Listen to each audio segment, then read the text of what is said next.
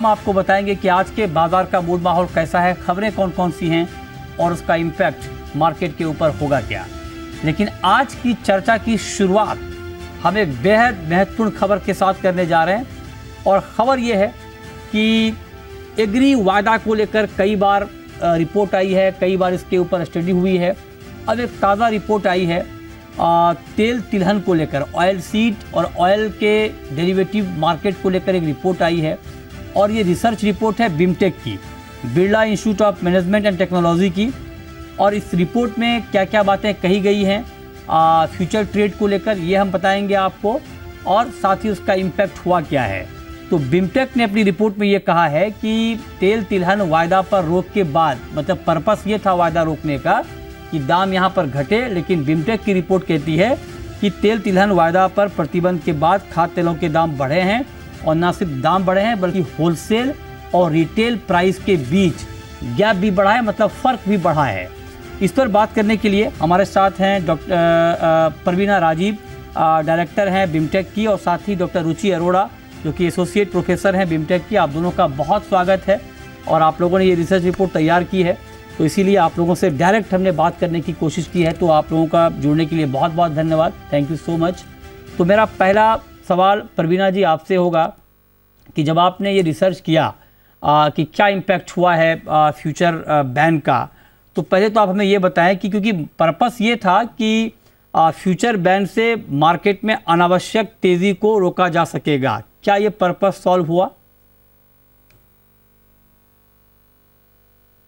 When SEBI announced the ban on commodity derivatives on 20th December 2021, the SEBI did not mention the exact reason behind the suspension of these commodities. However, it is widely believed that this suspension of this commodity derivative contracts has been done to control or tame the price rise. And in this current study, we focused on studying the impact of prices before the suspension, that is 4 years before the suspension, and 4 years after suspension, that is up to April 2024.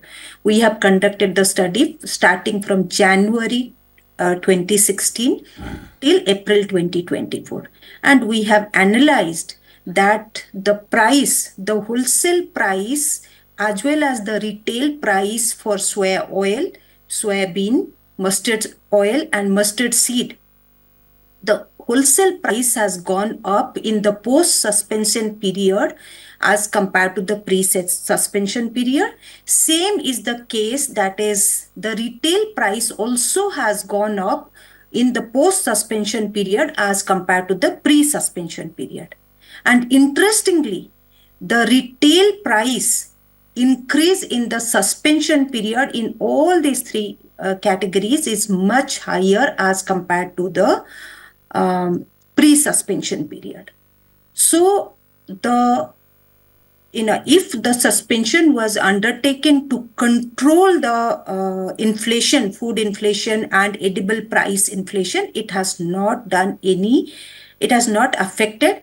In fact, after the suspension, price has gone up in both wholesale level as well as retail level, and in retail level, the price increase is much higher. तो आप ये कह रही हैं कि suspension के जो retail और होलसेल दोनों मार्केट में एडिबल ऑयल के दाम बढ़े हैं, ये आपने अपनी रिसर्च रिपोर्ट में पाया है। लेकिन हमने मैम ये देखा है, ये बात आपकी, चूँकि अभी रिसेंटली दाम बढ़े हैं, लेकिन बहुत लंबे समय तक जब इन्फ्लेशन काफ़ी हाई था और जब बाकी कमोडिटीज़ के दाम बढ़ रहे थे, तो लंबे समय तक ऑयल का मार्केट स्थिर भी रहा, मतलब वहाँ पे कोई तेज़ी नहीं आई। और ऑयल के इन्फ्लेशन के फ्रंट पे गवर्नमेंट को एक कंफर्ट मिला कि चलो एटलीस्ट ऑयल का इन्फ्लेशन तो नहीं है, लंबे समय तक ऐसा रहा।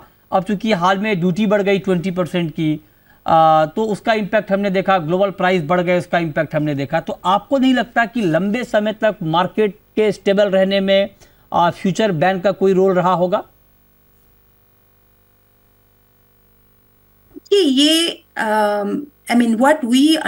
What we perceive is that the domestic price in edible oil is not governed by the supply and demand issues in India. India is not a major producer of edible oil. We are importing oil in a market from all over the world. So India is a large consuming nation of edible oil. So whatever is happening globally has a far bigger impact than just suspension of commodity derivative trading. Okay, right. So commodity derivative trading in India, compared to whatever is happening all over the world, is a very, very insignificant proportion to affect prices in any significant manner. So yes, there could be some, some impact may have happened. In fact, I would like to also add, after the suspension, Government of India also brought in the limit on how much of oil could be held by wholesaler at different, supply chain. So that could have impacted the price for some time, but again the price has gone up. So it is Right. not a 1 month or 2 month. Okay. From January 2022 to April 2024 and January 2016 to December 2021 prices we have analyzed. So even if Government of India is doing certain measures, it is bringing in some temporary respite, but it is not giving a, it is not leading to price decline in a significant manner over a long period of time. Okay. Hence, stopping or suspending commodity derivative is not the solution. In fact, अच्छा, there is ठीक है, तो there is a game called whack-a-mole. Right आप ये कह रही हैं कि सस्पेंशन जो है वो कोई सॉल्यूशन नहीं है, ठीक है। अब डॉक्टर रुचि अरोड़ा जी, आप जरा बताएं कि आपने अपनी रिसर्च में क्या पाया, क्योंकि एक परसेप्शन है फ्यूचर मार्केट को लेकर, डेरिवेटिव मार्केट को लेकर, कि इसमें कई बार स्पेकुलेशन होता है और कई बार जो है वो स्पेकुलेशन की वजह से फंडामेंटल के अगेंस्ट कीमतों में तेज़ी मंदी आ जाती है। उसको देखते हुए ये कदम लिया गया ताकि मार्केट स्टेबल हो, अनावश्यक तेज़ी मंदी ना आए। क्या अपनी रिपोर्ट में आपको इस तरह की कोई बात दिखी? So, जैसे doctor Praveena Rajeev ma'am has just told कि इससे कोई प्राइस इंक्रीज नहीं हुआ है। सो commodity derivatives, we need to understand that this leads to a price discovery, क्योंकि एक एंकर प्राइस मिलता है फार्मर प्रोड्यूसर ऑर्गेनाइजेशन फार्मर्स के लिए, जिससे कि वो उनको मंडी में जो मैनिपुलेशन होता है, प्राइस नहीं पता होता है, तो वो मैनिपुलेशन वो अवॉइड होता है and commodity derivatives lead to a price discovery rather than any speculation. So in our report, we have not found that any speculation or anything happened because of commodity derivatives. Rather, because of not having commodity derivatives, it leads to no price discovery. So जो एक anchor price मिलता है, जिसमें hedging facility जिसे मिलती है farmer producer organisation companies को, वो मिसिंग रहेगी if the commodity derivatives are banned in such. तो आप कह रही हैं कि अगर कमोडिटी डेरिवेटिव नहीं है तो हेजिंग का प्लेटफॉर्म अवेलेबल नहीं होगा, तो उससे प्राइस डिस्कवरी नहीं हो पाएगी, मतलब कीमतों का अंदाजा नहीं लग पाएगा। लेकिन जो लोग फ्यूचर मार्केट के खिलाफ हैं, या खिलाफ मतलब जो लोग की फ्यूचर मार्केट ना हो, उनका तर्क ये है, उनका लॉजिक ये है कि फ्यूचर में बहुत लिमिटेड क्वांटिटी में ट्रेड होता है, तो एक पर्टिकुलर क्वांटिटी पूरे मार्केट के सप्लाई चेन को ड्राइव करता है, डिस्टर्ब करता है। मान लीजिए 1 लाख टन चने का अगर वॉल्यूम है एक्सचेंज पे, और अगर 100 लाख टन की कोई क्रॉप है, तो कुछ लोगों का तर्क कि वो 1 लाख टन का जो प्राइस है, फ्लक्चुएशन है, वो पूरे 100 लाख टन के प्राइस को इम्पैक्ट कर रहा है। इस वजह से कई बार वो कहते हैं कि अनावश्यक ऊपर नीचे मार्केट हो जाता है। आप एग्री करते हैं रुचि जी?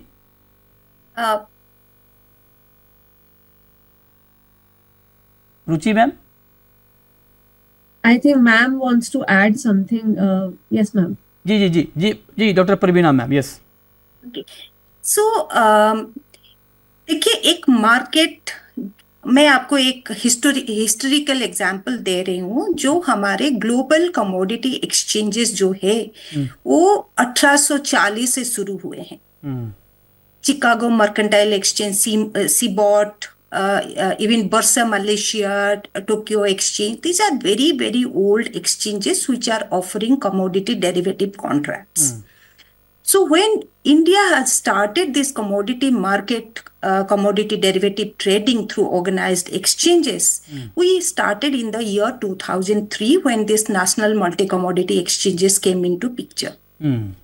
So it takes time for market to stabilize. And please note that specifically for agri commodity, the farmer producer, right now the farmer producer organizations have started coming to the market. So you have hedgers, different kind of hedgers coming into the platform. You have big companies coming into the platform. So the price discovery, the better price discovery will happen as the time goes by. Okay. So a market will not gather steam on a day one. Still now in India, in equity market, if you see, slowly people are coming into the equity market. In fact, I'm sure you will agree, your parents probably would be, never entered into a into equity buying and selling, Right, which we are doing on a daily basis. Okay, ठीक बात है, ये आपकी बात बहुत important है। लेकिन doctor रुचि, आप जरा ये बताइए, क्योंकि एक परसेप्शन है कमोडिटी डेरिवेटिव को लेकर, एग्री मार्केट को लेकर खास करके, कि यहाँ पर सट्टेबाजी होती है, स्पेकुलेशन होता है। क्या आपको अपनी रिसर्च में कहीं पर ये दिखा कि हाँ सट्टेबाजी की वजह से दाम बहुत ज़्यादा ऊपर नीचे हो गए? और इसी में मैं एक सवाल और जोड़ता हूँ, वक्त कम है, इसी महीने सस्पेंशन की टाइमलाइन खत्म हो रही है, उससे पहले आपकी रिपोर्ट आई है, तो क्या आप लोग ये चाहती हैं कि ये सस्पेंशन हट जाए?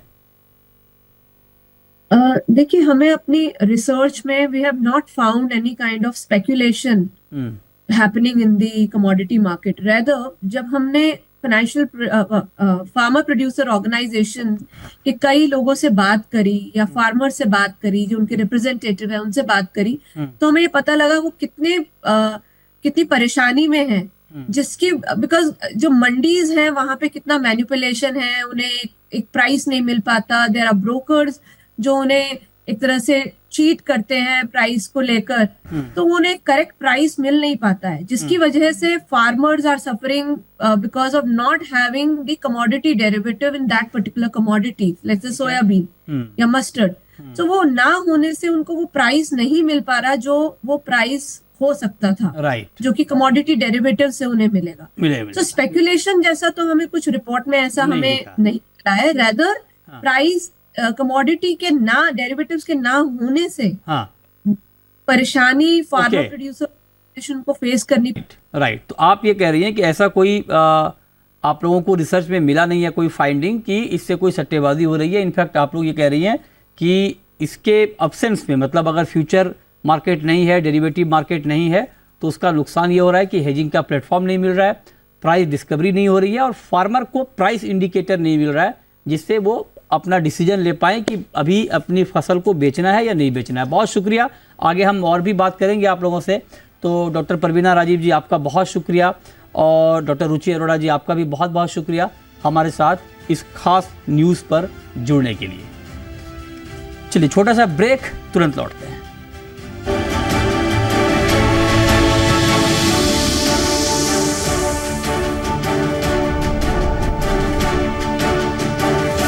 full fresh, इससे मिले ताजा ब्रेथ, मिंट क्रिस्टल करे